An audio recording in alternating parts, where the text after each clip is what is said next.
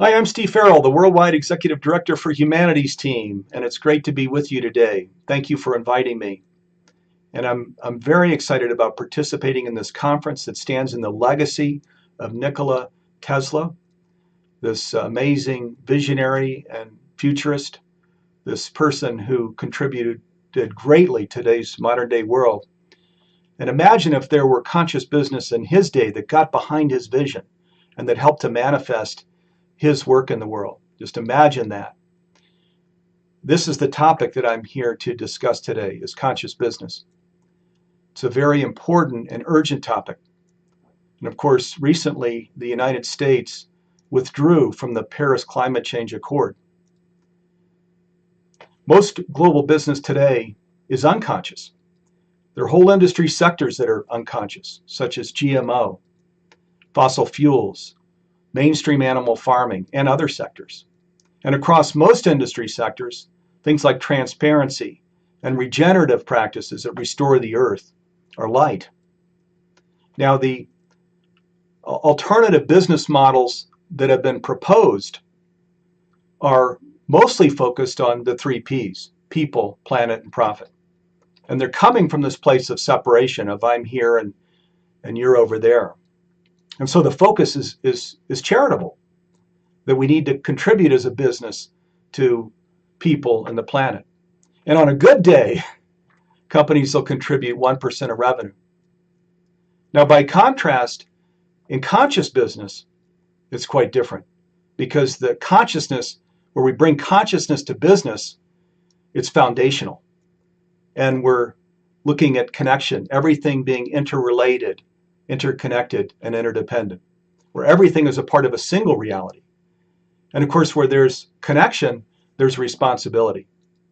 And where there's responsibility and connection, then there's a whole different kind of governance and management and culture that's going on inside the company. We can truly move from the shareholder-based model to a stakeholder model that's a stakeholder for all of the interests in the community, and a leadership model in stewardship, because stakeholder and stewardship go together, where we're valuing and in service to all of the community and indeed the earth, life on earth. And our leadership style and structure is one of stewardship, where we're stewarding the resources within the company and of the earth. And the beautiful thing about conscious business is, in conscious business, when we look out the windshield of the business, of course, we see the sacred. We see beauty. We see our community through new eyes.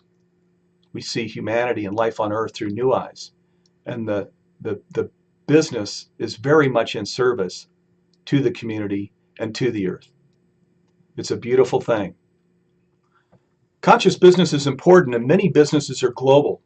So several years ago, we reached out to key NGOs in other parts of the world to come together with us to form a conscious business alliance.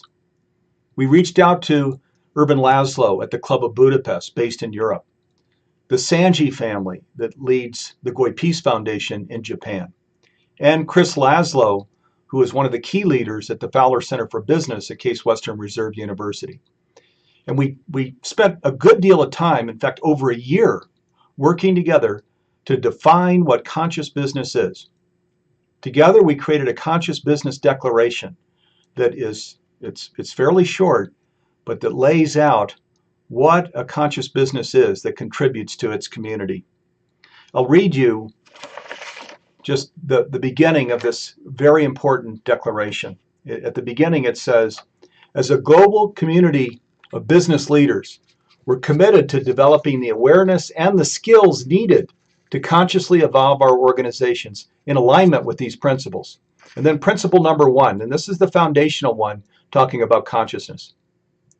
We are one with humanity and all of life.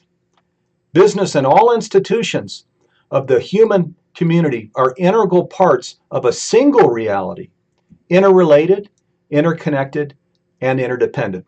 And then principle number 2, in line with this reality, the purpose of business is to increase economic prosperity while contributing to a healthy environment and improving human well-being. You can read all of the declaration if you go to consciousbusinessdeclaration.org. That's consciousbusinessdeclaration.org, and you'll see the declaration that these four NGOs, Humanities Team, the Club of Budapest, the Goy Peace Foundation, and the Fowler Center for Business, spent over a year coming together to create. You'll also see founding signatories, including key business leaders like Paul Pullman, who's the CEO of Unilever, Lance Secretan, who was the CEO of Manpower, and other business leaders and other world leaders that got behind and stand behind today this Conscious Business Declaration. If you resonate with the declaration, we invite you to sign it and invite all of your friends and family and coworkers to sign it.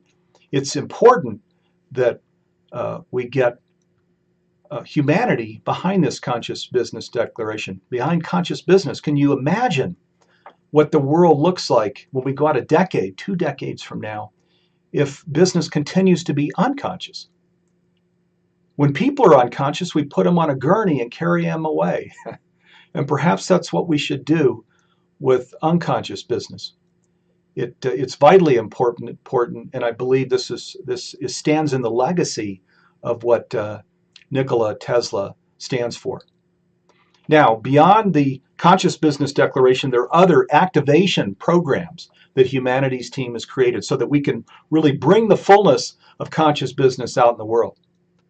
The first program is a Conscious Business Change Agent Training and Certification Program that we created in Humanities Team, and we're training individuals to become coaches and trainers and consultants, entrepreneurs and intrapreneurs, to start conscious businesses and to transform unconscious businesses into conscious businesses. And in this training program, we take people all the way through a curriculum and then a peer review process for certification. The whole program takes about 6 months. There's also a community of practice then for the students and those that have gone through the program that's a workbench community and that has wisdom threads so that people working all over the world can come together in this virtual community and look at best practices that relate to conscious business. This is a bleeding edge thing. And so this is where people are helping people in this virtual community. It's called a community of practice. As well, there's a consulting practice that we're rolling out now that allows companies to measure themselves to the Conscious Business Declaration and to see if they meet the criteria that is outlined in the declaration. As well, there's a gap analysis that's created where there is a gap and the company isn't totally there. And then the third step is a remedy that is brought forward as part of the consulting practice so that we can take a company that's not quite there to being there. We take them to 100%. So it's kind of a 1, 2, 3 step process: a baseline, a gap analysis, and a remedy. That's a consulting practice that we're going to be offering very shortly. And we're working together with our partners in this Conscious Business Alliance on something like the LEED certification program that is the environmental certification for buildings. We'll be using a similar process to create a conscious business certification for businesses so that they can be certified at a basic level, at a bronze, silver, gold, platinum level. We may use other names, but it's not just one size fits all that you're conscious or unconscious. There'll be gradations of achievement. That will be coming. That's going to take us a little while to create that, because we want to make sure that there's enough rigor and depth in the certification process to make sure that there's not greenwashing or purple washing or something of the like. So those are some of the activation programs that we're creating. We are an NGO. We're a nonprofit based in the United States, Humanities Team. We are global, however. Our worldwide Facebook page has over 650,000 friends from all over the world. And we're investing these resources in conscious business because we believe it's so critically important. I believe it does fit within Nikola Tesla's vision that we can do all the personal development work in the world and live as good stewards in our home.